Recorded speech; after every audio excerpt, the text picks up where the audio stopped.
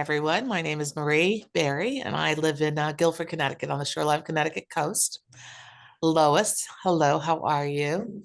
We met literally passing at the airport, just as you said, Colette, and we had the greatest chat. We connected both with our families and with our journey. And she texted me while I was there and texted me once I left just to check in. And it was so beautiful. So, Lois, thank you so much. It was an amazing experience. Um, Olivia got to travel with us, flew back on that little plane with her, and Colette, you were at the airport with me. So it was amazing. And Vanessa does an incredible job when it comes to interviewing. She had held a space for each and every single host on this beautiful porch that overlooks the jungle and the ocean. And she was just so thought provoking and so fabulous in her questions. And Coletta had done the story the night before with you and had a 7:30 meeting with her right away in the morning. So the story was sort of fresh, yet she, although I was just talking through, we started very calmly, openly, without a lot of direction. She immediately caught the words that we'd spoken about financial security and financial stability and kept asking why. So it was, it just furthered the workshop from the night before. So it was really a breakthrough for me. That, Marie. So what do you got for us? What's your question? So the stories here, we're starting now to do our marketing, my retreats in late spring. So the question I had here was to bring a marketing question, and I didn't realize you'd be hosting. So I was Oh, here we go. but as we start this process, I know Jake says, create a need or create a desire for becoming for who they are and what we're talking about.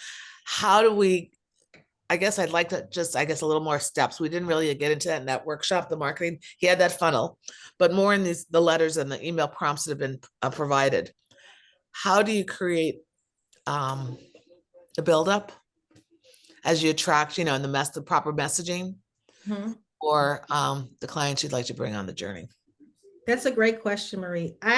First of all, hands down, and Eva Shar, I know she's going to be my amen choir, but you got to get really clear on who it is that you are talking to and who you want to talk to. Who is your ideal client avatar? And I'm not just talking about like surface level. I'm talking about the psychographics. What keeps them up at night? What are they afraid of? What are they afraid to say? What fears do they have? Right? What is it that they're hiding from themselves? To the point where like, where is it that they shop? Are they a Whole Food shopper or a Sprout shop? Well, I don't know if y'all have Sprouts. I'm in the great state of Texas. So, I just can use my own references. But you know what I mean? Like you have to really get to know them intimately first and foremost, and then identify their pain points. Once you identify somebody's pain points in your marketing, you want to reframe those pain points in a positive way so that you're not alienating them, but you're touching on the heart of what it is that they are yearning for, if that makes sense. And then from there, I would say once you're talking about your emails and your social media, et cetera, you just want to cast the vision, right? You just want to set them into the scene of wherever it is they're going to be once they have this experience with you, right? So you want to show and not tell people, right? So instead of telling people, you guys, so, and I said this, and I'll say it again. My whole personality is, I'm a Francophile. I love France. I hang out on the French Riviera, and that's where I host my retreats. Hands down, if that wasn't my entire personality, I would be hosting at Imiloa Office 1,000 trillion percent, right? But so to my point, to get back on track, is that for me, if I'm like showing and not telling, I'm not saying, oh, we're just going to Provence, like join me in Provence.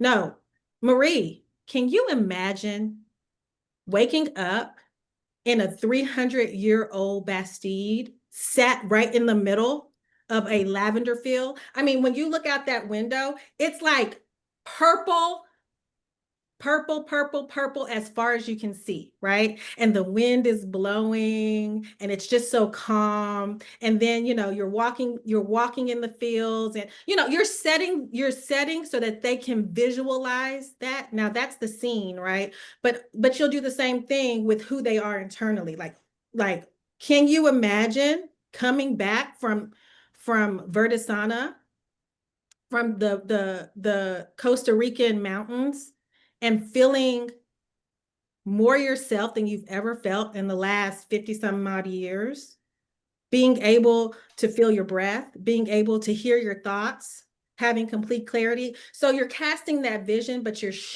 not telling them what it is they're getting, right? Does that make sense? Does that feel good? Yes.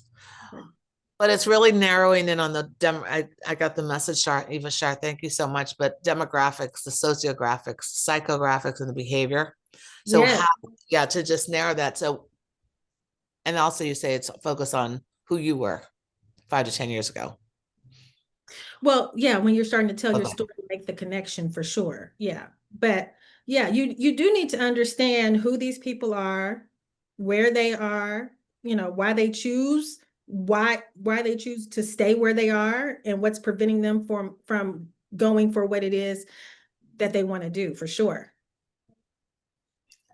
So as I look at this, I just yeah, it's so broad, but it's okay. I know I've narrowed it down a lot, and I think the story and everything else helped a lot. It's more at what point do you then start talking about, the dates and joining you at the retreat? You just sprinkle it in. Sprinkle it in You just along the sprinkle it in. Yeah. Don't be afraid. way. Okay. Don't be afraid to add a little seasoning in there. You don't have to hit people over the head. Right. We don't have time today, but there's There's an all ebb and flow. marketing cycle, right? And there's different times where you ramp up. For instance, my example, right? Because yeah, I just lived it. We just closed Premier Access, which is early bird. It's just, fancy because we're going to France. Premier Access.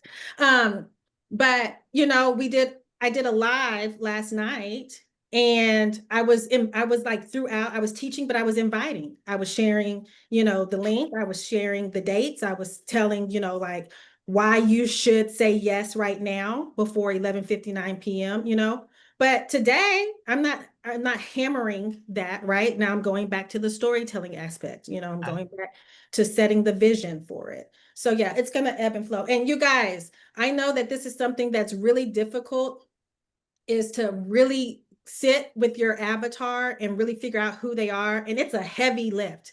But let me tell you, it is a workhorse for you when you do it. Because once you have your avatar, once you understand the pain points of that person that you're speaking to, and you can reframe it in a positive way, that permeates throughout your marketing, throughout your social media, throughout your conversation when you're at the coffee shop and someone asks you what you do, and you say, oh, well, I host retreats for women, and that want to be financially well, and I do it in Costa Rica. Oh, tell me more. And then you're able to communicate that.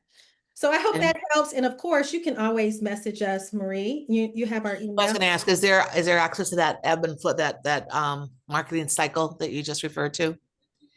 Is there You any? will, yeah, we can get Amia, our director of marketing, on to send you something. I'm sure. Perfect.